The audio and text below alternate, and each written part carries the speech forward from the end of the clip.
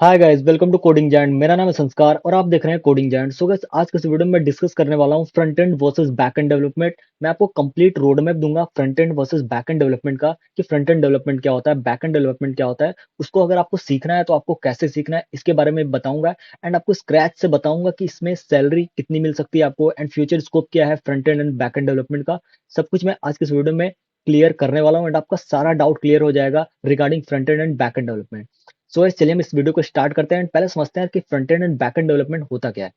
सो यार देखो, front end development जो होता है, फ्रंट एंड डेवलपमेंट में हम तीन टेक्नोलॉजीज का यूज करते हैं। पहला होता है आपका HTML, ठीक है। दूसरा होता है CSS, एंड तीसरा होता है जावास्क्रिप्ट। अभी इसके बारे में हम आगे डिस्कस करेंगे फ्रंट एंड डेवलपमेंट वाले पार्ट में, पूरा स्क्रैच से आपको एंड तक आपको डिस्कस करूंगा, सब कुछ डिटेल में बताऊंगा कि ये सारी टेक्नोलॉजीज क्या क्या होती हैं। एंड जो हम बैकएंड में लैंग्वेजेस यूज करते हैं वो होता है आपका पाइथन, ठीक है। बैकएंड में हम पाइथन यूज करते हैं एंड नोड जेएस यूज करते हैं। नोड जेएस क्या है, एक जावास्क्रिप्ट का रन टाइम इन्वायरमेंट है जो हम बैकएंड में यूज कर सकते हैं। एंड मोंगोडीबी डेटाबेस होता है, ठीक है। मोंगोडीबी होता है आपका डेटाबेस, एंड माई एसक्यूएल भी आप यूज कर सकते हैं एज अ डेटाबेस। तो यार बेसिकली हो गए टेक्नोलॉजीज क्या क्या हम फ्रंट एंड बैक एंड में यूज कर सकते हैं, ठीक है। तो फ्रंट एंड बेसिकली होता क्या है, जो फ्रंट में आपको वेबसाइट दिखती है ना, आप कोई वेबसाइट खोलते हो उसका जो होम पेज आपको फ्रंट में दिखता है, that is called front end. And back and वो होता है जो बैक एंड बैक में प्रोसेस हो रहा है। जैसे कोई भी चीज आप इनपुट करते होगे फॉर्म में, आप सपोज करो कोई रजिस्ट्रेशन फॉर्म फिल कर रहे हो, तो उसमें आप जो भी चीजें इनपुट करते हो ना, तो वो कहीं तो स्टोर हो रहा होगा डेटाबेस में। तो वो किस प्रोसेस से स्टोर होता है, वो बैक एंड का प्रोसेस होता है, जिसमें आप क्या करते हैं किसी एक बैक एंड की लैंग्वेज से, जैसे पाइथन से आप क्या करते हैं, सपोज आपने पाइथन यूज किया है बैकएंड में, तो आप पाइथन से इनपुट लेंगे, and database which is my SQL या मोंगोडीबी, इससे आप क्या करेंगे, उस डेटा को बैकएंड में स्टोर कराएंगे किसी सर्वर पे, होस्टिंग के थ्रू वो डेटा क्या होगा, स्टोर होगा। तो ये बेसिकली हो गया front end versus back and development. अब हम देखते हैं स्क्रैच से कि यार पहले देखेंगे फ्रंट एंड क्या होता है, एंड उसके बाद देखेंगे बैक। सो यार सबसे पहले हम देखते हैं कि फ्रंट एंड डेवलपर का रोड मैप क्या होता है, कि अगर आपको एक फ्रंट एंड डेवलपर बनना है तो आपको क्या क्या लैंग्वेजेस को सीखना पड़ेगा, उसके क्या क्या प्रोसेस है, आप एक प्रोफेशनल फ्रंट एंड डेवलपर बन सकते हो। तो सबसे पहले हम देखते हैं कि फ्रंट एंड डेवलपर में कौन कौन से लैंग्वेजेस यूज होती हैं, एंड उसको मैं आपको एक रियल लाइफ एग्जांपल से बताता हूँ कि फ्रंट एंड डेवलपर बेसिकली होता क्या है। तो यार देखो, जैसा कि आप लोग यहाँ पे स्क्रीन पे दिख रहा होगा, यहाँ पे देखो एक HTML का मैंने एग्जांपल दिया है। HTML देखो होता क्या है, यहाँ पे देखो फ्रंट एंड में यही तीन लैंग्वेज यूज होती हैं, ठीक है। HTML, जावास्क्रिप्ट एंड CSS, तीन लैंग्वेजेस यूज होती हैं, HTML, CSS, जावास्क्रिप्ट। एंड देखो यहाँ पे HTML होता क्या है बेसिकली। HTML देखो, एक सपोज करो आप कोई कार बना रहे हो, ठीक है। एक एग्जांपल में देता हूँ, सपोज करो आप कोई कार बना रहे हो, तो पहले आप तो कार ऐसा बनाओगे ना कि कार दिखेगा कैसे, उसका एक मॉडल आप तैयार करोगे, उसमें कुछ कलर ग्रेडिंग वगैरह कुछ भी नहीं होता है। पहले आप एक मॉडल तैयार करोगे, जो भी आप मटेरियल लगाओगे, तो the actual content of a page, अब जो आप कार बना रहे हो वो एक वेबसाइट पे हो गया कि यार वेबसाइट पे एक्चुअल क्या क्या कंटेंट होगा। एंड कार बनाने का मतलब कि एक्चुअल आपका कार कैसा दिखेगा। तो ये हो गया कि HTML हो गया, रियल लाइफ में आप कैसे कार बनाओगे, एंड एक्चुअल कंटेंट जो होगा आपके पेज का वो HTML में आपका क्रिएट होता है। अब बात आती है यार कि HTML तो हमें समझ में आ गया, अब CSS क्या होता है, CSS क्यों यूज करते हैं फ्रंट एंड डेवलपर में। तो यार देखो, CSS यूज करने का रीजन ये है कि आपने कार तो बना दिया, ठीक है। अब कार क्या, जैसा आपने मॉडल तैयार किया था वैसा ही रहेगा। अरे इसमें कुछ कलर होगा ना, ब्लैक होगा, ग्रीन होगा, व्हाइट होगा, रेड होगा, कुछ तो कलर ग्रेडिंग आप उसमें करोगे ना, कुछ इसके स्टाइल वगैरह चेंज करोगे। तो बेसिकली अगर आप किसी भी चीज को स्टाइल कर रहे हो, कलर ग्रेडिंग कर रहे हो, तो ये सारी चीजें आती है CSS में। जैसे आप देखो, यहाँ पे कार सिर्फ एक मॉडल था, ठीक है, यहाँ पे एक सिर्फ मॉडल था। अब यहाँ पे आप देख रहे हो कि कार कलर्ड हो चुकी है, इसके टायर वगैरह सब कुछ चेंज हो चुके हैं। तो ये बेसिकली हमने क्या किया कि कार को स्टाइल कर दिया, और भी उसको कुछ इंप्रूवमेंट कर दिया, उसमें कलर कर दिया, उसके स्टाइल को थोड़ा बहुत चेंज कर दिया। तो इसका मतलब होता है कि अगर फ्रंट एंड डेवलपर को अगर आप ओरिजिनल लेंगे कि ये वेबसाइट में कैसे यूज होता है, तो वो होता है look of the page, colour and style. ये तुम्हारा वेब पेज दिखेगा कैसे, वेब पेज का कलर क्या होगा, उसका स्टाइल क्या होगा, कौन सी चीजें कहाँ पे होंगे, लाइक आप होम बटन है तो होम बटन कहाँ पे होगा, होम बटन को क्लिक करने के बाद क्या होगा। तो ये सारी चीजें होती है CSS से। अब बात आती है HTML CSS तो हो गया फ्रंट एंड में क्यों यूज होता है। अब जावास्क्रिप्ट क्यों यूज करते हैं। ऐसे तो हमारी पूरी वेबसाइट बन गई, कंटेंट हमने पेज का बना लिया HTML से, एंड CSS से हमने डिजाइन कर दिया CSS की हेल्प से, तो सब कुछ तो हो गया। अब हम जावास्क्रिप्ट क्यों यूज करते हैं, तो उसका भी देखो रीजन है यार। जावास्क्रिप्ट यूज करने का एक प्रॉपर रीजन है। आपने यहाँ पे कार का मॉडल तैयार किया, ठीक है, आपको दिख रहा होगा कार का मॉडल आपने तैयार किया, कार को कलर कर दिया, स्टाइल कर दिया, सब कुछ। यहाँ पे आपका काम खत्म नहीं होता भाई, कार को चलाना भी तो है, कार को चलेगा कैसे, कार कार में इंजन होना चाहिए, ठीक है, स्टीयरिंग होना चाहिए, सब कुछ होता है ना उसमें, कार को चलने का मैकेनिज्म तो होना चाहिए। तो जो मेन मैकेनिज्म होता है किसी भी चीज को मूव कराने का, तो वहां पे हम लोग यूज करते हैं जावास्क्रिप्ट का। जैसे देखो, यहाँ पे टायर होना चाहिए, इंजन होना चाहिए, फ्यूल टैंक वगैरह, ये सारी चीजें तो होनी चाहिए ना, तो ये सब काम है जावास्क्रिप्ट का। अब ये वेबसाइट में क्या काम करता है, easily control and alter HTML. ये क्या करता है? एचटीएमएल को कंट्रोल करता है, अल्टर करता है। बेसिकली देखो जावास्क्रिप्ट का वेबसाइट्स में काम क्या होता है कि ये मोशन क्रिएट करता है, मोशन एनिमेशन। सपोज करो आप लोग इंस्टाग्राम, फेसबुक कुछ भी चलाते हो या किसी वेबसाइट पे विजिट करते हो, तो आप लोग जब रिफ्रेश करते होगे, ठीक है, वेबसाइट को टॉप टू डाउन अगर आप उसको स्वाइप करते हो, तो वेबसाइट जब रिफ्रेश होती है तो एक सर्च का ऐसे देखे होगे कि ऐसे सर्कल बन जाता है, सर्कल बन के रिफ्रेश होता है, मतलब वो लगता है कि रिफ्रेश हो रहा है। तो ये जो एनिमेशन वाला काम होता है ऐसे रिफ्रेश का, या और भी बहुत सारे एनिमेशन होते हैं। आप किसी बटन पे क्लिक करते हो, सपोज करो आपने होम बटन पे क्लिक किया, आप कोई फॉर्म भर रहे हो, वहां पे आपने फॉर्म भरने के बाद अगर आप सबमिट बटन पे क्लिक करो, सपोज करो सबमिट का एक बटन है, ठीक है, सबमिट का एक बटन है, आपने इस पे क्लिक किया। अब सबमिट बटन पे क्लिक करने के बाद जो भी बिहेवियर होगा वो बटन एनिमेट करेगा या कुछ अलग कलर में चेंज हो जाएगा, तो ये सारी चीजें होती हैं जावास्क्रिप्ट से। तो हम लोग जावास्क्रिप्ट के हेल्प से बेसिकली वेबसाइट पे क्या करते हैं, एनिमेशन डालते हैं। तो यार ये हो गया पूरा कंप्लीट फ्रंट एंड डेवलपर का रोड मैप। अगर आपको फ्रंट एंड डेवलपर बनना है तो आपको क्या क्या प्रोसेस को फॉलो करना है। तो यार देखो बेसिकली मैं आपको फिर से एक क्विक रिवीजन दे देता हूँ।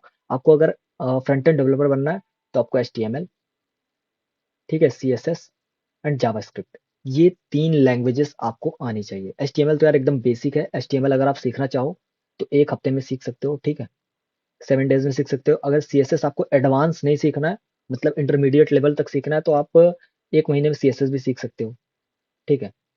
एंड अगर जावास्क्रिप्ट भी, देखो कोई भी लैंग्वेज आपको पूरा सीखने की जरूरत नहीं है, आप उतना ही सीखो जितना आपको काम है, बाकी धीरे धीरे आप आगे सीखते जाओगे अगर आप प्रैक्टिस करते रहोगे तो। एंड जावास्क्रिप्ट आपको सीखना है तो बेसिकली जावास्क्रिप्ट के लिए यार आपको कम से कम 3 मंथ देना पड़ेगा इंटरमीडिएट लेवल तक सीखने के लिए, क्योंकि जावास्क्रिप्ट जो है वो ऑब्जेक्ट ओरिएंटेड प्रोग्रामिंग लैंग्वेज है। तो जावास्क्रिप्ट में आपको थोड़ा ज्यादा टाइम देना पड़ेगा।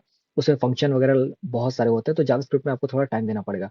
मतलब बेसिकली अगर आप लेके चलो तो, अगर आप 6 मंथ का टाइम देते हो, ठीक है, अगर आप 6 मंथ का टाइम लेते हो, अगर आप 6 मंथ का टाइम लेते हो तो आप एक फ्रंट एंड डेवलपर आराम से बन जाओगे। अगर आप डे बाय डे प्रैक्टिस कर रहे हो एंड आप इन सारी टेक्नोलॉजीज को सीख रहे हो तो आप एक फ्रंट एंड डेवलपर बन जाओगे। तो बेसिकली यार फ्रंट एंड डेवलपर का रोड मैप क्या है मैंने आपको बता दिया। अब हम बात करेंगे यार बैक एंड डेवलपर का क्या रोड मैप है, बैक एंड डेवलपर में कौन कौन सी लैंग्वेजेस को यूज किया जाता है जिससे हमारा बैक एंड डेवलपर हम बन सकते हैं। तो चलिए अब हम देखते हैं बैक एंड डेवलपर का रोड मैप।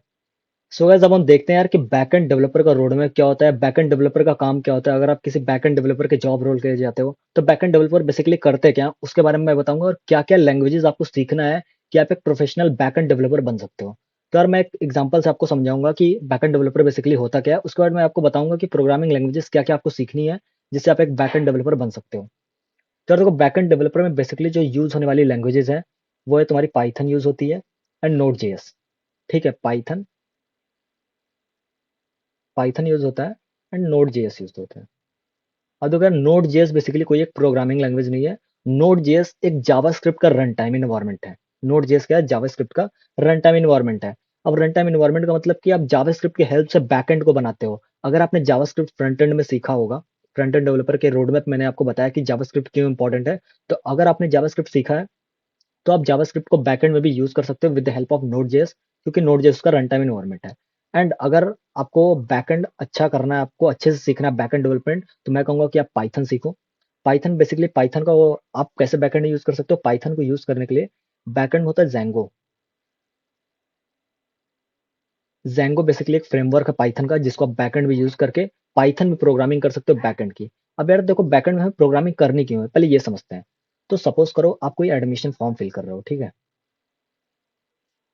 सपोज करो आप कोई एडमिशन फॉर्म फिल कर रहे हो। तो यार देखो एडमिशन फॉर्म फिल करते टाइम आप क्या करते हो, आप अपना नेम डालते हो, ठीक है, नेम डीओबी देते होगे, ठीक है, उसके बाद आप मोबाइल नंबर डालते होगे, ठीक है, ये सब तो आप फिल करते हो, ठीक है। बट आपको नहीं पता कि ये डेटा जा कहाँ रहा है, ठीक है, मतलब ये डेटा कहीं तो स्टोर होता होगा ना। सपोज करो आपने एडमिशन फॉर्म फिल किया कॉलेज में, ठीक है, कॉलेज में या किसी यूनिवर्सिटी के लिए, तो वहां पे आप ऑनलाइन फॉर्म फिल करते हो तो आपका डेटा कॉलेज के पास चला जाता है। तो वो क्या प्रोसेस होता है जिससे आपका डेटा, आप घर बैठे कहीं से भी आप ऑनलाइन फॉर्म फिल कर रहे हो एंड आपका डेटा उनके पास पहुंच जा रहा है। तो प्रोसेस होता है बेसिकली बैकएंड डेवलपमेंट का। उसमें होता क्या है, मैंने जो ये आपको प्रोग्रामिंग लैंग्वेजेस बताई, लाइक पाइथन हो गया, नोड जेएस जो कि जावास्क्रिप्ट का रन टाइम इन्वायरमेंट है, आप इसकी हेल्प से बैकएंड को क्रिएट करते हो कि भाई तुम्हें डेटा कैसे इनपुट लेना है यूजर से। अब डेटा इनपुट लेने के बाद अब इससे सिर्फ डेटा इनपुट ले सकते हो, स्टोर नहीं कर सकते। अब डेटा तो आपने इनपुट ले लिया, आप पाइथन में या नोड जेएस में जो जावास्क्रिप्ट का रन टाइम इन्वायरमेंट है उसमें प्रोग्रामिंग करके आप डेटा इनपुट ले लेंगे, ठीक है, बट उसको डेटा को स्टोर करने के लिए कुछ होस्टिंग तो चाहिए, मतलब कुछ स्टोरेज तो होना चाहिए ना, कि डेटा का आप स्टोर कहाँ करोगे। तो डेटा आपका जो स्टोर होता है वो होता है डेटाबेस में। डेटा आपका डेटाबेस में स्टोर होता है, ठीक है? जिसको हम लोग डीबीएमएस भी बोलते हैं, डेटाबेस मैनेजमेंट सिस्टम बोलते हैं। आपका डेटाबेस में डेटा स्टोर होता है। तो बैकएंड बेसिकली करता क्या है, हम बैकएंड की प्रोग्रामिंग लैंग्वेज को यूज़ करके डेटा का इनपुट लेते हैं एंड डेटाबेस में स्टोर कराते हैं। तो ये हो गया आपका कि बैकएंड कैसे काम करता है। अब डेटाबेस क्या होता है? डेटाबेस देखो, डेटा को स्टोर करने के लिए यूज़ होता है। अब डेटाबेस भी कुछ कंपनियाँ हैं, मतलब कुछ लैंग्वेजेज़ है डेटाबेस के लिए भी, कि डेटाबेस के लिए आप क्या सेलेक्ट करते हो। तो डेटाबेस के लिए देखो, मॉडर्न टाइम में अभी जो स्टार्टअप कंपनीज यूज कर रही हैं, वो यूज करती है मोंगोडीबी। ठीक है, ये आपको दिख रहा होगा मोंगोडीबी। बट अगर आप बिगिनर हो तो मैं कहूंगा कि आप मोंगोडीबी को मत सीखो। आपके बीसीए में होगा, आप आगे पढ़ोगे। अगर आप अभी फर्स्ट सेकंड सेमेस्टर में हो या अगर आप थर्ड ईयर में हो तो आप पढ़ रहे होगे। आपको पढ़ना पड़ेगा माई एसक्यूएल। माई एसक्यूएल जो कि बहुत ही पुराना डेटाबेस है, आप इसको यूज कर सकते हो एंड ये बिगिनर लेवल के लिए है। मतलब जो बिगिनर है, अगर स्टार्टिंग से आप अगर बैकएंड डेवलपमेंट सीख रहे हो तो आपको माई एसक्यूएल को सीखना चाहिए। थर्ड, अब आपके ऊपर चॉइस है, आप यहाँ से पाइथन या नोड जेएस में से कुछ सेलेक्ट कर सकते हो। अगर आप जावास्क्रिप्ट आपने सीखा है तो मैं कहूंगा आप नोड जेएस से ही करो। एंड अगर आपको पाइथन आती है तो आप जेंगो का यूज करके बैकएंड को बनाओ। एंड डेटाबेस के लिए आप मोंगोडीबी या माई एसक्यूएल कोई भी यूज कर सकते हो। तो ये यार बेसिकली काम हो गया कि बैकएंड डेवलपर क्या काम करते हैं। वो बेसिकली जो फ्रंट एंड से हम डेटा को इनपुट करते हैं। अब हमने जो फॉर्म बनाया वो फ्रंट एंड में बना होगा एचटीएमएल सीएसएस जावास्क्रिप्ट का यूज करके। तो फ्रंट एंड में जो फॉर्म बना है, ठीक है, उसमें फॉर्म बनाया या कुछ भी है, हम उसमें कोई भी डेटा इनपुट कर रहे हैं। इनपुट करने के बाद जो डेटा स्टोर होने का प्रोसेस है वो काम करता है बैकएंड का, कि भाई डेटा सर्वर पे या होस्टिंग में कहाँ पे स्टोर होगा, वो सब काम कौन करता है, वो बैकएंड का काम होता है।